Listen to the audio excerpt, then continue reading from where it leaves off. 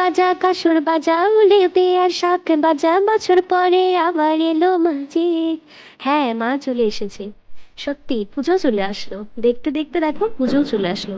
আর আমরা কিন্তু পুজোয় ঘোরাঘুরি শুরু করে দিয়েছি। তাই ভাবলাম তোমাদের সাথে একটু কিছু শেয়ার করি। তো দেখো আমাদের এখানে কিন্তু জগন্নাথ মন্দির বানিয়েছে। তো শর্ট ভিডিওতে মনে হয় তোমরা একটু একটু দেখতে পেয়েছো, কিন্তু দেখো মন্দিরটা কি সুন্দর হয়েছে, অপূর্ব হয়েছে, অপূর্ব। কিন্তু ভাবলাম তোমাদের সাথে একটু শেয়ার করি।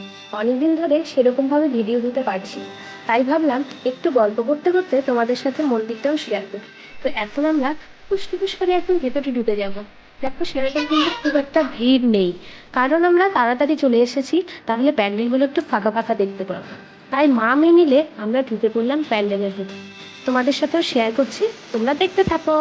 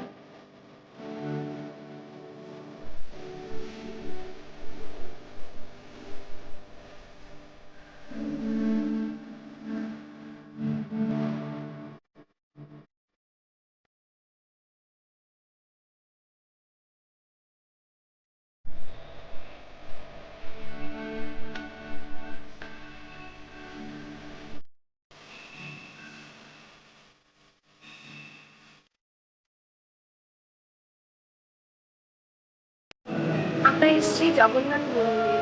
দীঘায় তো আর যেতে পারবো না, তাই আমাদের শিলিগুড়িতেই জগন্নাথ মন্দির প্যান্ডেল হয়েছে। আমরা এখানে সবাই মিলে ঘুরতে চলে এসেছি। দেখায় নাকি?